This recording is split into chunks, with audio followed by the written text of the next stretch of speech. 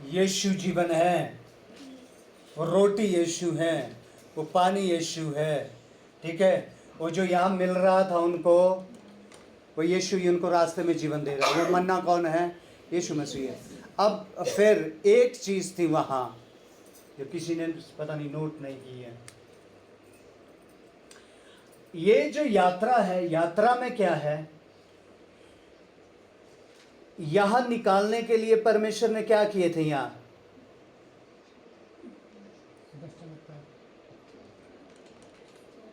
पता है चमत्कार, 10 चमत्कार हुए, पता है? सबको पता है?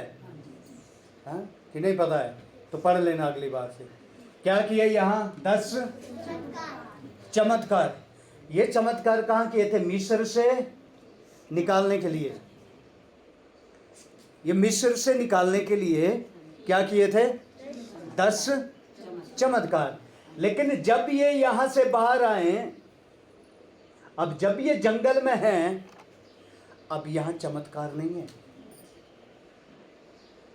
थोड़ा ध्यान से सुनो। आप लोग कहां आ गए हैं? कितने लोग सोच रहे कि हम जंगल में आ गए?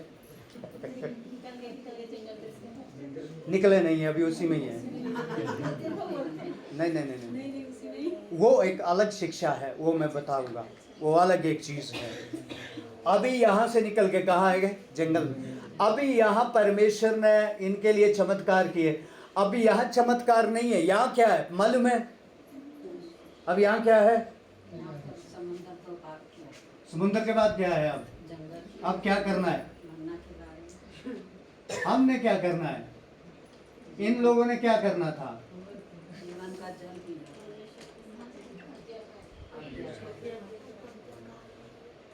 चमत्कार बथेरे हो गए। अब क्या चाहिए परमेश्वर को? जब वो यहां थे, क्या इनको बोला परमेश्वर ने आज्ञाकारी हो जाओ?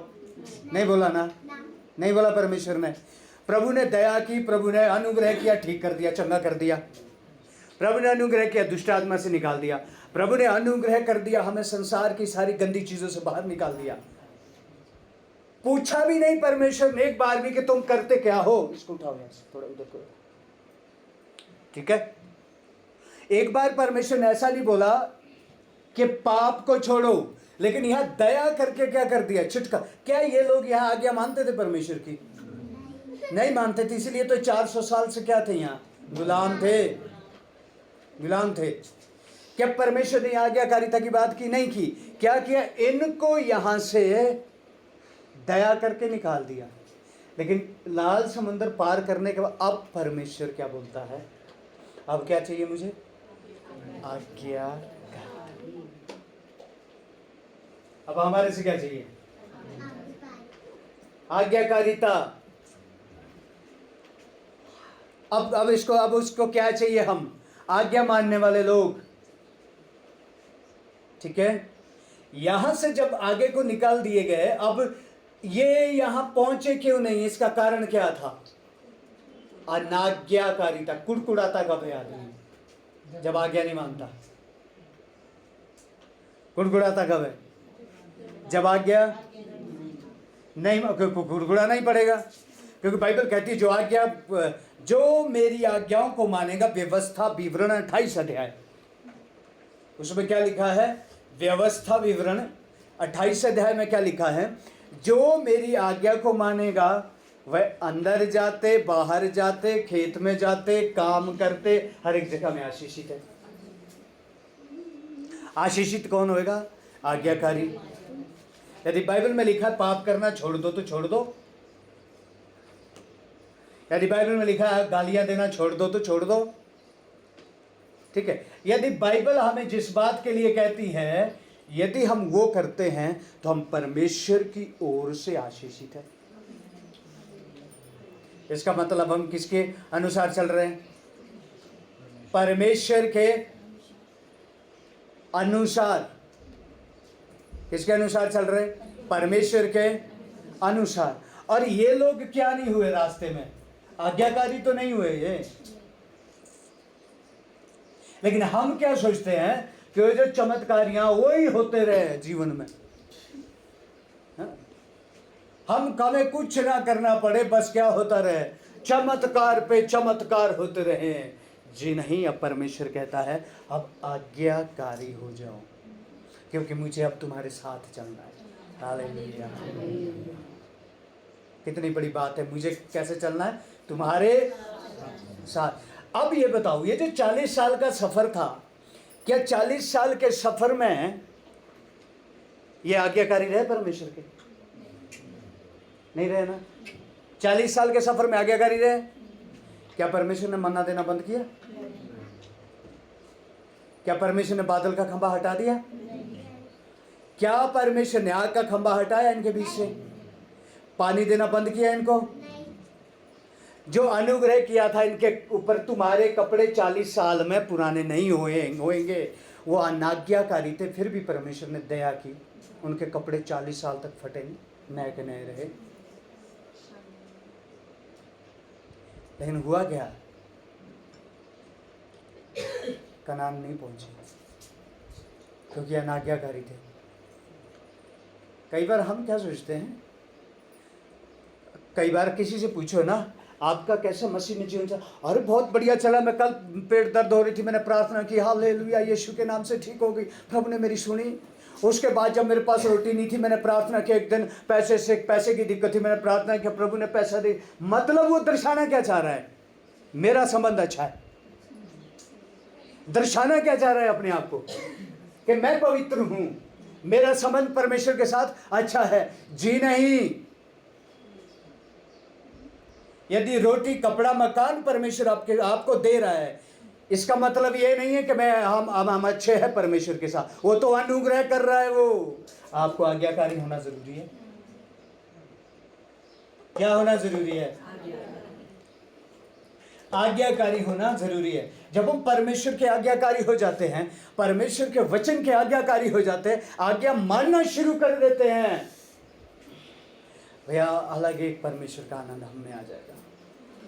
हम परमेश्वर के राज्य को समझना शुरू कर देंगे, हम परमेश्वर को जानना शुरू कर देंगे। फिर दुखी नहीं होंगे। खाना नहीं है तो दुखी नहीं होंगे, पैसा नहीं है तो दुखी नहीं होंगे। इसीलिए परमेश्वर ने इनको क्या कहा था? अब क्या बनना है? आज्ञाकारी। हमारा जीवन में अब क्या चाहिए? आज्ञाकारी। कई बार हम बोलते हैं फिर क्या हुआ यार, नहीं कर रहे ऐसा, लेकिन परमेश्वर तो फिर भी दे रहा है, इसका मतलब अच्छा नहीं है। अच्छा भाई, उसने सफर में तेरी मदद कर रहा है कि बदल जा, ताकि यहाँ तो सब कुछ मिल जाएगा, लेकिन यहीं खत्म हो जाएगा, स्वर्ग नहीं जाएंगे, नरक की आग में पहुंचेंगे।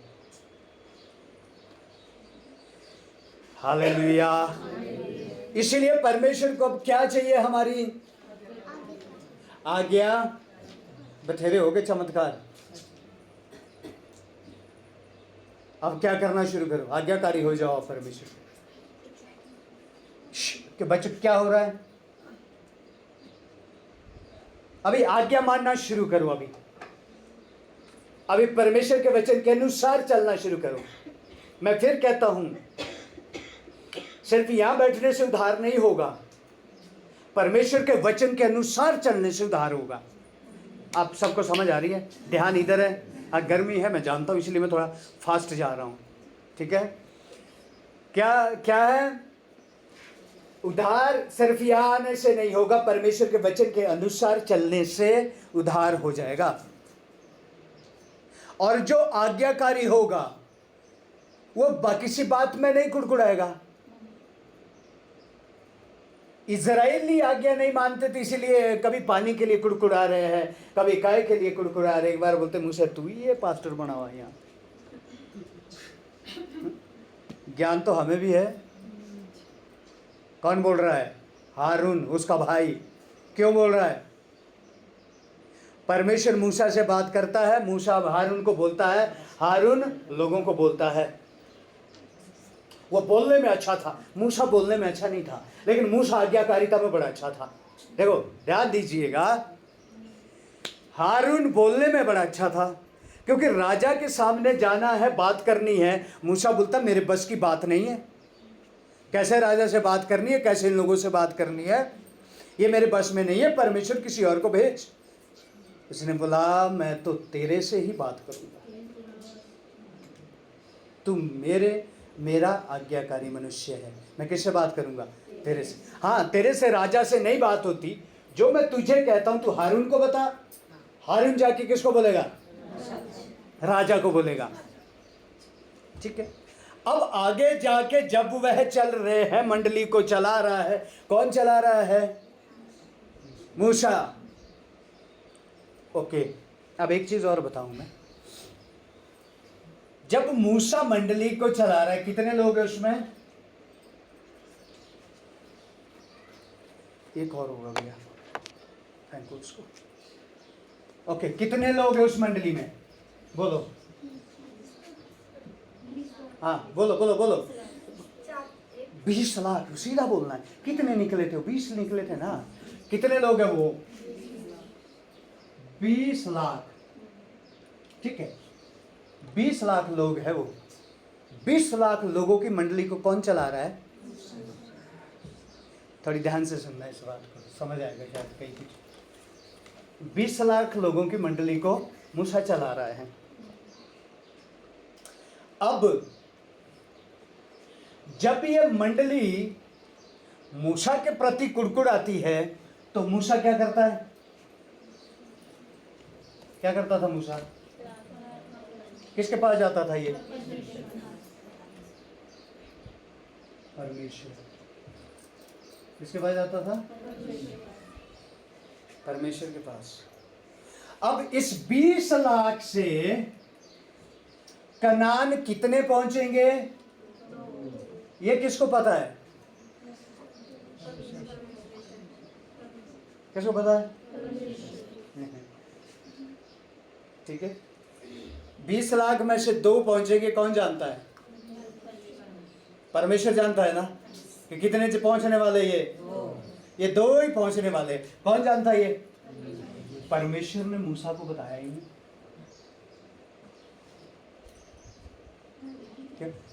जब परमेश्वर मूसा को बोलता कि 2 ही पहुंचेंगे, तो पर मालूम मूसा ने क्या करना था? कह ले तुम ही ग्रामीण को रहने दो, जाने तो ऐसे भी नहीं है ना, तुम साइड आओ, मैं तुम्हें परमेश्वर की बातें सिखाता हूँ।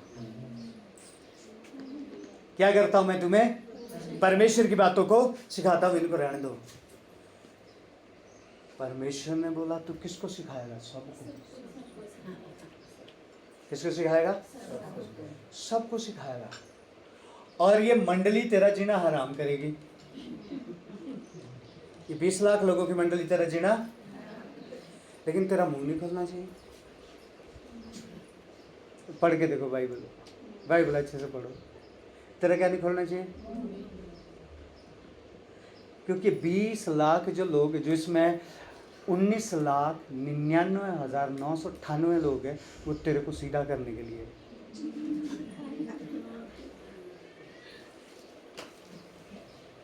समझ आ रही?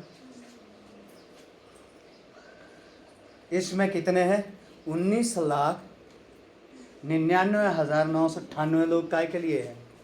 तेरे को।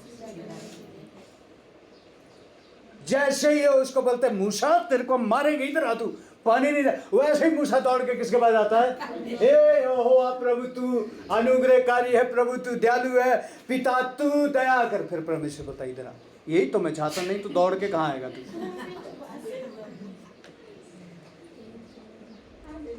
नहीं तो दौड़ के नहीं आएगा तू। लेकिन यदि मूसा मुंह खोल दे तो मूसा खत्म। बड़े ध्यान से सुनना प्रभु के लोगों, आप लोग नए नहीं हैं अभी। आपके बीच में जो नए हैं उनको सिखाना है। फिर मैं कह रहा हूं, ठीक है, अब हमारा अपना रोना नहीं है, अब हमें हित की उसमें मैं थोड़ा भी सिखाऊंगा। अभी क्या हो गया है, ठीक है, यदि मूसा मुंह खोलता है, एक बार खोला मुंह उसने, कनान नहीं पहुंचा। एक ही बार खोला। पूरी बाइबल पढ़ के देखो, उसने कभी, सारे इजरायली टेढ़े थे। इजरायली कैसे थे वो?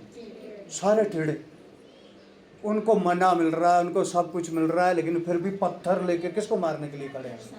इधर ले आओ बोलते इसको, जरा इसको आज हम सीधा करते हैं। अब मूसा को गुस्सा आता कि डंडा कहाँ है, मैं तुम्हारे लिए इतना सब कुछ कर रहा हूं, तुम्हारे लिए दौड़ रहा हूं इस जंगल के रास्ते में, मैं तो कब का यहां, मैं तो 11 दिन में कनान पहुंच जाता, तुम्हारी वजह से 40 साल घूम रहा हूं मैं भी जंगल में। आता उसको गुस्सा, वो बोला मैंने बोला तो मेरी भी टिकट गई, कट गई। वो किसके पास जाता था, वो और दीन हो जाता था। ये इसीलिए तो ऐसे लोग रखे थे उसके लिए, वो और नम्र हो जाता था। और एक बार लेकिन उसका मुंह खुल गया, मैं तुम्हारे को पानी पिलाऊं, मैं तुम्हारे को सब कुछ करता, मैं ही तुम्हारे लिए करूं। परमेश्वर ने बोला इधर आ, तू दे रहा है पानी, चट्टान से तू पानी दे रहा है कि मैं दे रहा हूं। उसने बोला प्रभु मैं, नहीं तू दे रहा है। तो तूने कैसे बोला कि मैं दे रहा हूं, मन्ना तू दे रहा है उधर से। उसने बोला नहीं प्रभु तूने, तो तूने कैसे बोला, इसलिए अब तू कनान नहीं पहुंचेगा।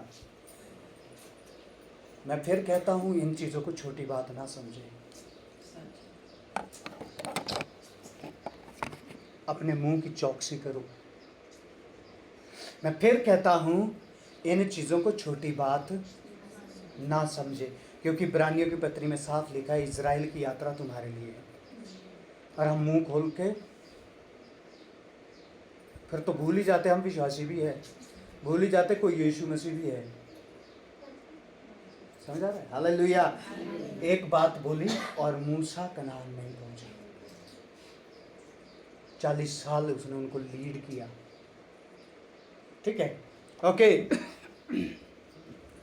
इसीलिए अब क्या बोला है, अब कौन से लोग चाहिए, आज्ञाकारी लोग परमेश्वर को। हो गया परमेश्वर ने, ठीक है मुझे भी टीबी से ठीक किया था, चंगा किया मुझे टीबी से, लेकिन अब वो मेरे बुखार जुकाम ही ठीक करता थोड़ी रहेगा। परमेश्वर कर दिया, उसने अनुग्रह किया, दुष्ट आत्माओं से छुड़ा के लेके आया।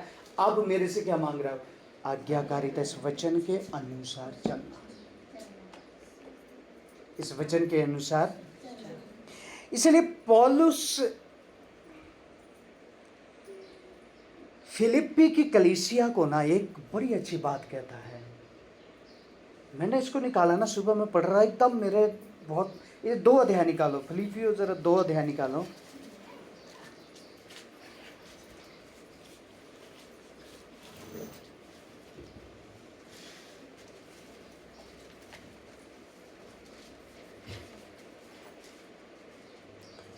ओके, 14 आयत से लेकर 17 आयत तक पढ़ो।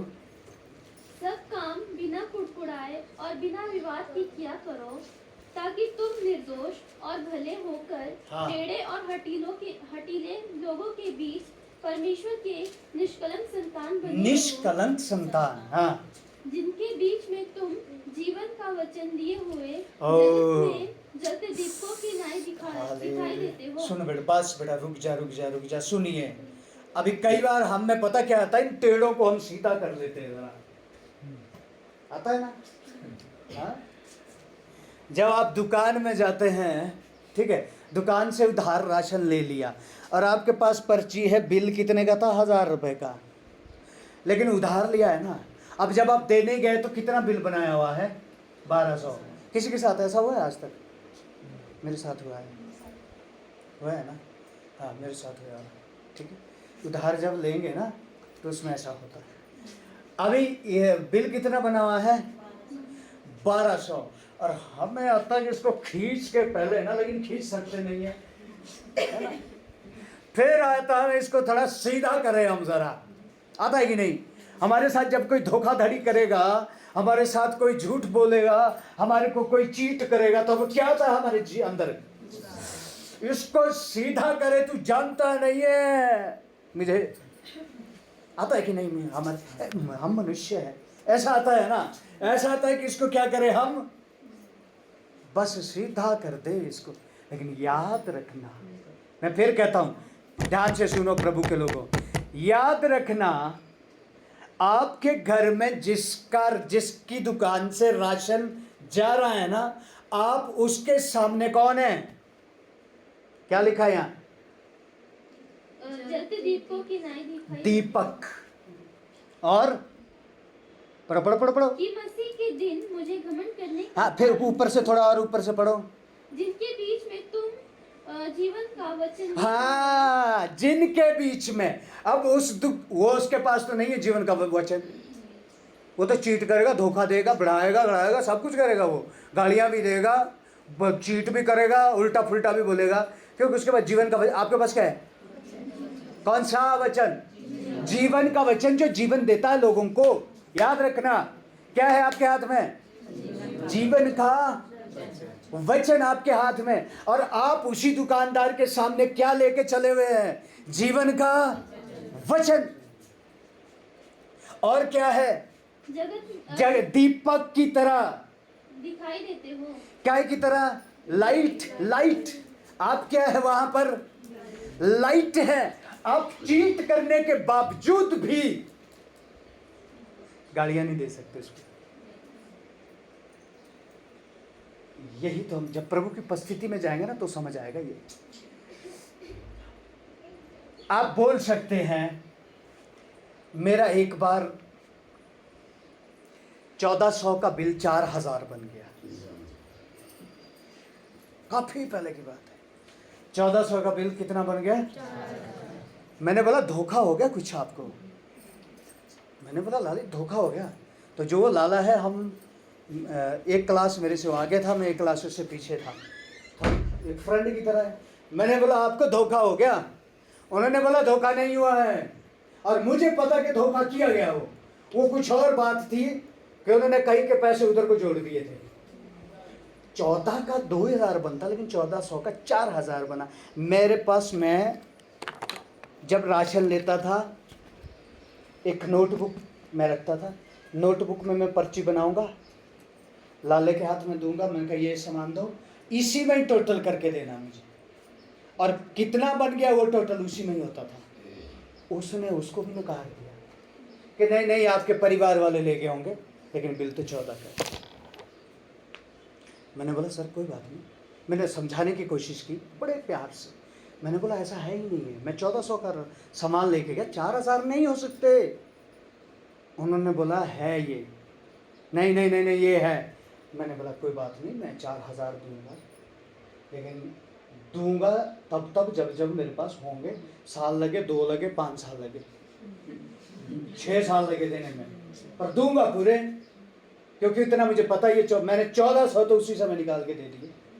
मैंने कहा जो बाकी बचे हैं ये भी मैं आपको दूंगा, कोई बात नहीं। मैं देता गया, एक साल दिए तो कोई, मैंने भी 5 साल में, वो 5 साल लग गए मुझे देते देते। और मैं यहाँ था, नहीं हाँ यहाँ आ गए थे। मैं देता गया, 500 देना है, कभी जितना मेरे पास होता था मैं देता गया, उसको मैं देता गया। एक दिन उसने एक बात कही, लास्ट 1000 रुपया बचा था, नहीं 500 रुपया बचा था लास्ट। मैंने बोला लाला जी अभी 500 बचा है लास्ट। वो तो यार मुझे भी लग रहा है कि 4000 आपके नहीं थे।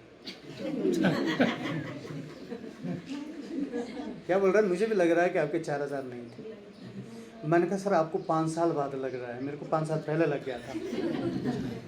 लेकिन अभी मैंने निर्णय लिया कि आपको मुझे 4000 देना है, ये 500 मेरी तरफ से आप रख लो, ठीक है? तो थोड़ा इसको बंद कर देना। अब जब भी उसके दुकान में हम जाते हैं, आज वो मुझे फ़ोन करता है, मेरे घर का भी काम था, आप राशन नहीं ले जा रहे हैं? मैंने बोला मुझे नहीं ले जाना अभी।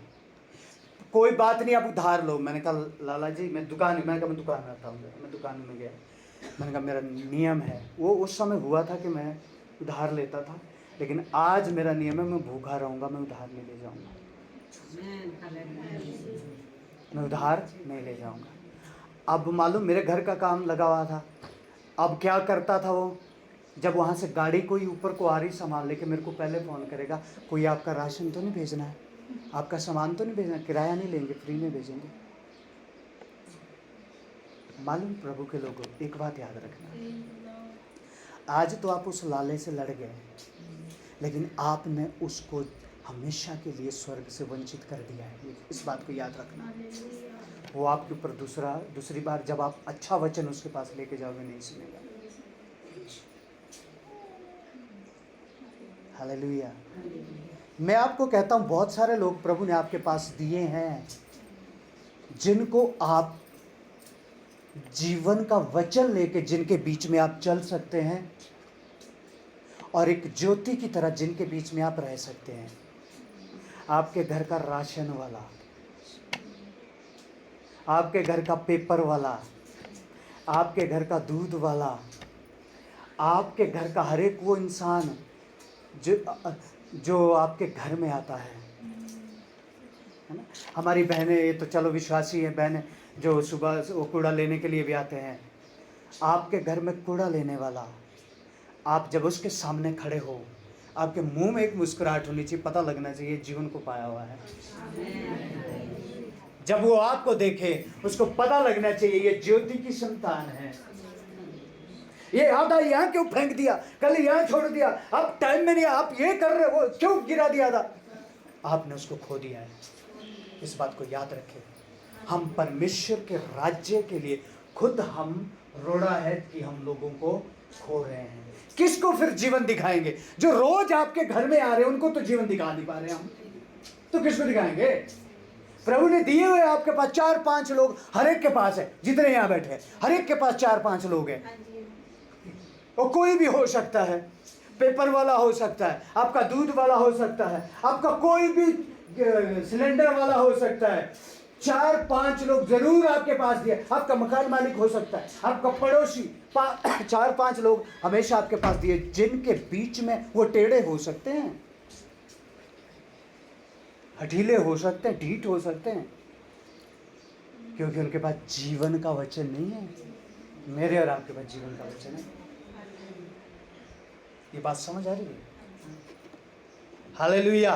और पौलुस इस बारे में ना बड़ी चिंता करता है, बहुत चिंता करता है। देखो इसकी 19 और 20 आयत पढ़ो, इसको बड़ी ध्यान से सुनना। मुझे प्रभु यीशु में आशा है कि मैं तीमुथियुस को तुम्हारे पास तुरंत भेजूंगा, ताकि तुम्हारी दशा सुनकर मुझे शांति मिले और क्योंकि मेरे पास ऐसे स्वभाव का कोई नहीं जो शुद्ध मन से तुम्हारी चिंता करे। हालेलुया। ये पता नहीं कितनों को समझ आए, मैं कहता हूँ पवित्र आत्मा समझाए। मालूम फिलिप की कलीसिया के लिए पौलुस ने जच्चा की सी पीड़ा सही है।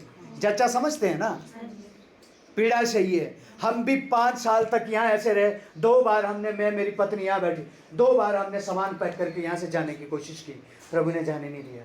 मैंने बोला प्रभु आत्माएं कहाँ स्वर्ग के लिए? प्रार्थनाएं की, प्रभु ने आत्माएं दी। अब ये फिलिप की कलीसिया कौन खड़ा करके गया? पौलुस। इसको बड़े ध्यान से सुनना। आपके पास जितने भी लोग रहते हैं, हो सकता है विश्वासी साथ में रहते हैं, बड़े ध्यान से सुनना है बात को। अभी हुआ क्या है, परमेश्वर, अभी वो वहां से पौलुस तो निकल गया। अभी पौलुस को चिंता पता क्या होगी कि वहां ऐसे स्वभाव वाला कोई नहीं है जो तुम्हारी केयर करे, तुम्हारी चिंता करे। क्या बोला उसने? अब मैं जल्दी तुम्हारे बीच किसको भेज रहा हूं? तीमुथियुस को, क्योंकि तीमुथियुस ऐसे स्वभाव का है। इसलिए तीमुथियुस को पौलुस मालूम क्या कहता है? पौलुस मालूम क्या कहता है? तू ऐसे वफादार लोगों को खड़ा करना जो तेरी बात भी माने और जो शांत स्वभाव का हो। सेवकाई के लिए कौन होता? खड़ा करना है।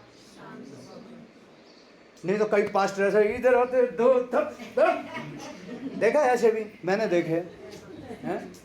क्या भी करते, दे 2 थप्पड़ तब निकल बाहर यहाँ से। पौलुस क्या बोला? पहले अपने को देख लेना। कहीं यीशु मसीह जब वो पापिनी स्त्री आई थी ना, क्या बोला यीशु ने? व्यवस्था में लिखा है कि पत्थरवाह करके, यीशु ने कुछ नहीं बोला, नीचे लिखा जिसने कोई भी पाप ना किया वो पहला पत्थर मारो। जिसने, भैया मुझ में कमजोरी है, इसलिए मैं आपकी कमजोरी समझ सकता हूँ, क्योंकि मैं भी कमजोर हूँ। इसलिए जब मुझे आप लोगों की कमजोरी दिखे तो मैं सच में मैं कहता हूँ मेरे एक एक शब्द का गवाह परमेश्वर है, क्योंकि जिस दिन स्वर्ग में जाएंगे ना, उस दिन आप लोगों के सामने पूछेगा तुमने ऐसा बोला था, कहीं प्रभु बोला था, झूठ बोला था आप लोगों से इसने। मैं फिर कहता हूँ मैं, एक एक शब्दों का मुझे जवाब देना है। जिस दिन मुझे पता लगता है ना कि इसने ऐसा किया, उसने ऐसा किया, मैं चुप होता हूँ, मैं मुंह बंद कर देता हूँ, मेरे अलग साइड में बैठता हूँ, अलग से मैं अपने जीवन को याद करता हूँ पीछे से लेकर। कई बार जब मैं अपने जीवन को देखता हूँ तो मुझे मेरी गलती आप लोगों से बड़ी दिखती है, और फिर मैं घुटने में आके बैठ के मैं प्रार्थना करता हूँ, हे यहोवा, जैसे मुझ पे दया की वो भाई पे भी दया करना, जैसे मुझ पे दया की वो बहन पे भी दया करना। हालेलुया। यदि आज मैं सोचूंगा मैं तो करता ही नहीं हूँ ऐसा, तो मैं सबसे बड़ा झूठा हूँ, मैं सबसे बड़ा झूठा हूँ मैं। हालेलुया। इसीलिए पता क्या लिखा है यहाँ, पौलुस क्या कहता है, मेरे पास ऐसा शांत स्वभाव मैं तुम्हें हर किसी के हाथ में नहीं दे सकता, ऐसा लिखा नहीं है। मैं तुम्हें कलीसिया की, हालांकि उस कलीसिया में कई जवान है, अरे मेरे पास दे दो, मैं इस कलीसिया को थोड़ा सीधा कर दूंगा, मैं थोड़ा साफ कर देता हूँ इसको। दूसरा है मैं भी थोड़ा करके, पौलुस ने बोला मैं किसी के हाथ में नहीं दूंगा। तुम्हें क्या पता कि पीड़ा कैसी होती है, क्योंकि तुमने नहीं सही है, मैंने सही है। जच्चा किसी पीड़ा बोलता है वो मालूम है आपको? कौन बोलता है? पौलुस। क्या बोलता है? कैसी पीड़ा सही है मैंने। एक माँ को बोला इधर दो जरा मेरे भाई को डंडे मार, वो बोले हाथ नहीं लगाना इसको। क्यों? तूने दर्द नहीं सहा, मैंने कितना दर्द सहा इस बच्चे के लिए, मैं जानती हूँ, इसको मैं खुद संभालूँ, मुझे पता है उसको कब मारना है कब नहीं मारना है। हालेलुया। बाहर वाला थोड़ी जानता हो, जाओ थप्पड़ मारेगा सीधा, है ना? फिर भी जो माँ बाप है थप्पड़ बच्चों को मारेंगे, दर्द किसको होता है?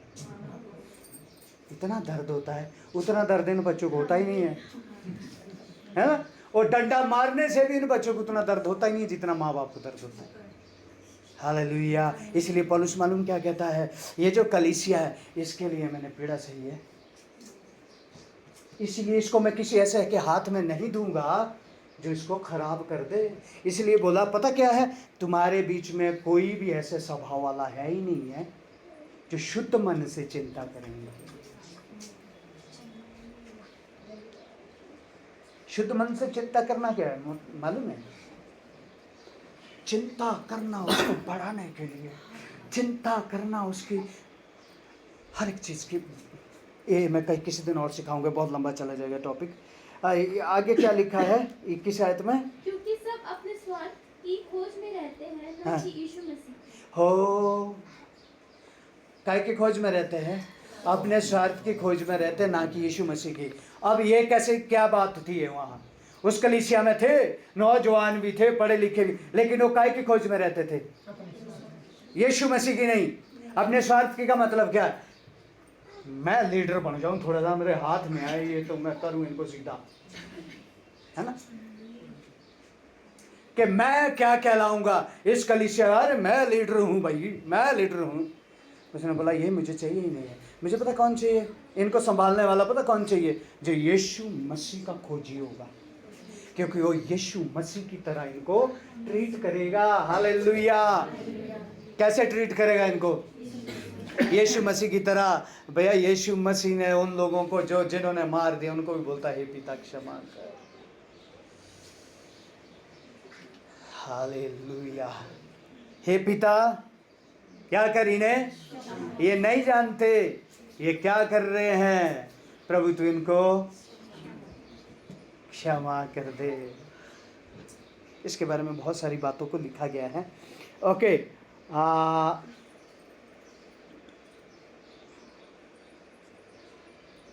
ओके, ये 25 आयत पढ़ो एक बार। पर मैंने इपफ्रोदितुस को जो मेरा भाई है, हाँ। और सहकर्मी और संगी योद्धा और तुम्हारा दूत और आवश्यक बातों में मेरी सेवा टहल करने वाला है, हाँ। तुम्हारे पास भेजना आवश्यक समझा। हाँ, जो सेवा टहल करने वाला है, दो लोगों को, इफ्रुस को और क्या बोलते हैं, तिमोथियस को और इफ्रुदीतुस, इन 2 लोगों को परमेश्वर ने भेजा काय के लिए? उस कलीसिया की देखभाल करने के लिए भेजा है। हालेलुया। इसलिए प्रभु के लोगों, मैं ज़्यादा नहीं जाऊंगा, मैं समझता हूँ बड़ा मुश्किल है बैठना। जल्द सब लोग प्रार्थना करो, बोझ के साथ हमें बड़ी जगह चाहिए। प्रभु नहीं बैठा जाता, मैंने प्रार्थना करो, रोज प्रार्थना करो, ठीक है? ओके, इसलिए क्या लिखा है? इसकी 2 की 4 भी पढ़ो। हर एक अपने ही हित की नहीं वरन दूसरों के भी हित की चिंता करे। हाँ, और जैसा मसीह यीशु का स्वभाव था ओ, वैसे ही तुम्हारा भी हो। स्वभाव हो। विश्वासी लोगों, कैसा हो तुम्हारा स्वभाव? जैसा यीशु का स्वभाव था वैसा ही तुम्हारा भी स्वभाव हो, है ना? इसीलिए प्रभु के लोगों, ये स्वभाव यहाँ नहीं 2 घंटे के लिए नहीं चाहिए होता है प्रभु को। ये पूरा हफ्ता जब लोगों के बीच में है ना आप लोग, ये स्वभाव वहाँ चाहिए। हम दुकानदार से क्या बात करते हैं, हम कैसे बात करते हैं, जब हमारी वाणी आए उसमें पवित्रता और प्रेम हो। हमारे शब्दों में क्या हो? पवित्रता हो और अशुद्ध वचन ना हो हमारे मुंह के, उसमें पवित्रता हो और प्रेम हो। इसलिए मैं कहता हूँ नीति वचन रोज पढ़ो, उसमें शब्दों के बारे में बहुत कुछ लिखा हुआ है। Hallelujah, hallelujah. इसीलिए ताकि हम बहुत सारी आत्माओं को जीत सके, हमारा स्वभाव प्रभु में बदलता चला जाए। हाँ, 2 आयत पढ़ो जरा, 3 की 2, इसी में 3 की 2। कुत्तों से चौकस रहो, उन बुरे काम करने वालों से चौकस रहो, उन काट कूटी करने वालों से चौकस रहो। ये वचन है जो गलत शिक्षा वाले हैं। काट कूट करने वालों से, ये जो आप लोग जो पुराने हैं आप इन बातों को समझ जाएंगे, अभी नए लोगों को थोड़ा समझ शायद ना आए। क्या करो? उनसे कैसे रहो तुम? बहुत आते हैं, बहुत लोग आएंगे, बहुत तरीके से। देखो कहने का मतलब क्या है मेरा, कईयों ने यीशु मसीह की पवित्रता और विश्वास को पता कहाँ केंद्रित कर दिया है? खाने में। कहाँ कर दिया हुआ है? खाने में। खाने में कैसे किया होगा? आपको कुछ समझ आ रहा है कैसे किया होगा? है?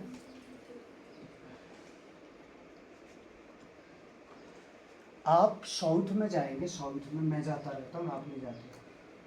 साउथ में जब आप जाएंगे, वहाँ के लोगों के सामने यदि आपने कह दिया है कि मैंने पोर्क खाया है, सुअर, तो उनके मन में एक ऐसी बात आ जाएगी, ये तो नरकी जाएगा। कुछ गुट ऐसे है वहाँ साउथ में, ठीक है? क्या आएगा? ये तो पपियो आपको वो सुनाएंगे, वो सुनाएंगे आप। मतलब उनका पवित्रता सुअर में फंस गई। अब जाओ आप नॉर्थ ईस्ट हमारा, जैसे वेस्ट बंगाल, मेघालय, मणिपुर, ये सारे नॉर्थ ईस्ट में आते हैं। सिक्किम, वहाँ सिर्फ खाते ही सुअर है, वहाँ के लोग खाते ही सुअर है। और वहाँ मसीह लोग पता कितने हैं? 95%। आप जैसे ही बाजार है ना, ये सारा मसीहों का ही मिलेगा आपको। 95% वहाँ क्या है? मसीह लोग हैं। और ये सब लोग क्या खाते हैं? सूर्य खाते। तो फिर साउथ वालों के हिसाब से तो जाएंगे नहीं। साउथ वालों के हिसाब से चाइना तो जाएगा नहीं स्वर्ग। और यदि चाइना की हिस्ट्री पढ़ोगे तो मुझे लगता है हम चाइना वाले लोगों के सामने कुछ भी नहीं है। यदि उनके विश्वास की हिस्ट्रियाँ पढ़ेंगे ना, यहाँ तो हम बैठे ना भी कोई नहीं हमें छेड़ रहा, आराधना प्रार्थना कर रहे, लेकिन वहाँ के विश्वासी, यहाँ के विश्वासियों को तो यदि कमरा यहाँ से और 2 कदम दूर ले लेंगे तो वहाँ नहीं आएंगे, दूर हो गया। चाइना के लोग मालूम कैसे हैं, वो आराधना ऐसा नहीं कर सकते, वो जाएंगे कहाँ, करोल टिब्बे में एक जो गुफा होगी, गुफाओं में जाते हैं। और जाएंगे कैसे, मैं आप सब लोगों को कहूँगा कि आप अपने रास्ते से आना, साथ नहीं आना, कोई नहीं, अकेले अकेले आना। और वहाँ मैं एक निशान बनाऊंगा। उनका निशान क्या होता था? मछली। हाँ, मछली क्यों निशान था? क्योंकि यीशु ने कहा मैं तुम्हें मछली पकड़ने वाला हूँ। ये इसका कोई मतलब नहीं है, पर उन्होंने एक निशान के रूप में इसको रखा था। तो वो रास्ते में डंडे से, जैसे मैं आगे जाऊँगा वहाँ एक मछली बना के जाऊँगा, आगे जाऊँगा, दूसरा आएगा, उसको पता है जहाँ मछली कहाँ बनी हुई है, उसको देखते देखते उस गुफा तक पहुँच जाएगा। फिर वो उस गुफा में प्रार्थना करेंगे। अब उनके पास, हमारे तो बाइबल कोई इधर फट रही है, सड़ रही है, पढ़ते फिर नहीं है, वहाँ उनके पास बाइबल नहीं है। वहाँ यदि 100 लोग हैं, उनके पास एक बाइबल है। उन्होंने क्या किया हुआ है, इसको अलग अलग किया हुआ है। यूना पत्री अलग निकाल दी, मतलब 66 पत्री, 66 छोटी छोटी किताबें बना दी। फिर ले नहीं जा सकते वहाँ, ओपन जेल हो जाएगी आपको।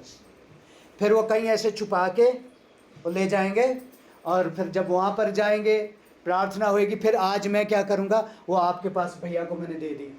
अब भैया उस पत्री को घर ले जाएंगे, पूरा पढ़ेंगे और कॉपी पे उतारेंगे, उस पत्री को कॉपी में उतारेंगे, अगले हफ्ते वापस ले आएंगे, वो मेरे को देंगे, फिर मैं इनको दे दूंगा।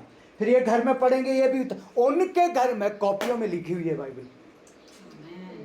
और उनका विश्वास मालूम कैसा है, अद्भुत। अभी समय नहीं है, वहाँ की कुछ गवाहियाँ कभी सुनाऊंगा ना, आप बोलेंगे हम क्या कर रहे हैं। तो कहने का मतलब क्या है, ये हो गया। ध्यान देना इन चीज़ों पे, मैं क्यों सिखा रहा हूँ ना, ये सारी चीज़ें आती है हमारे बीच में। और कुछ लोगों की पवित्रताएं हो गई है, मैं ये सिखाना चाह रहा हूँ गहने में।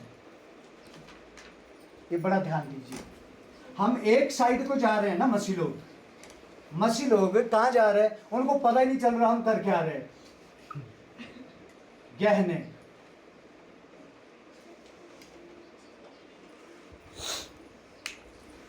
अब यहां हो क्या गया है, इसमें हो क्या गया है, अभी यहां गहने पहन के कोई नहीं है ना, सब सिंपल है। मैं फिर कहता हूं, जब यीशु अंदर आएगा तो हमें ऐसे ही शरीर पे मन नहीं लगेगा, याद रखना, ऐसे ही हमें शरीर पे मन नहीं लगेगा मन।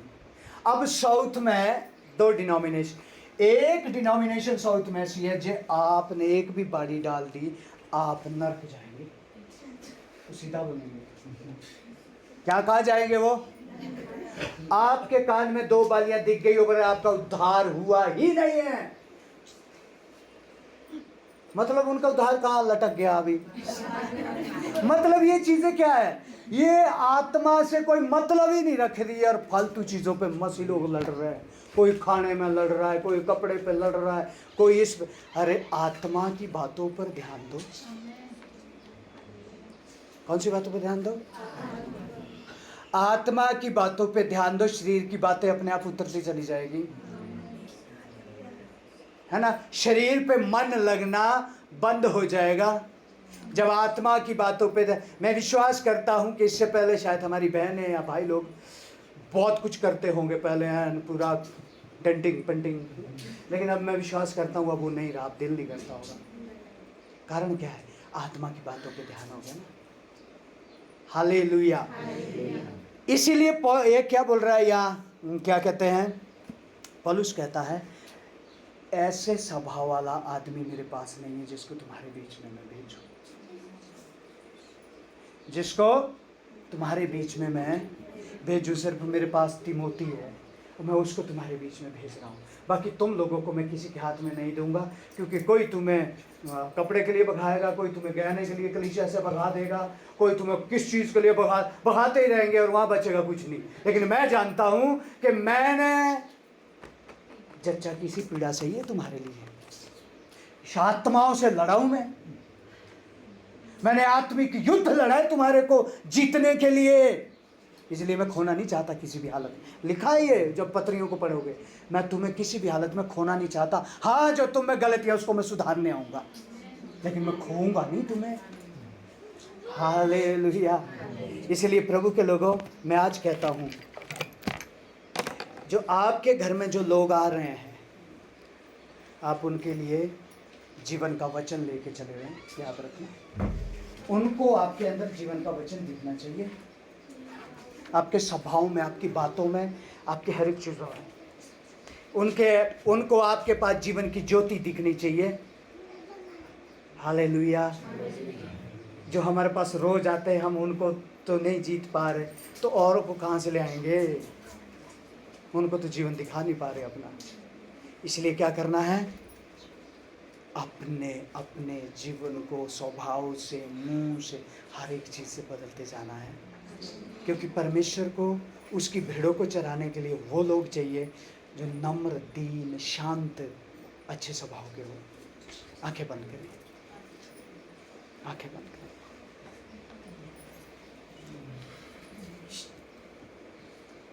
हम इस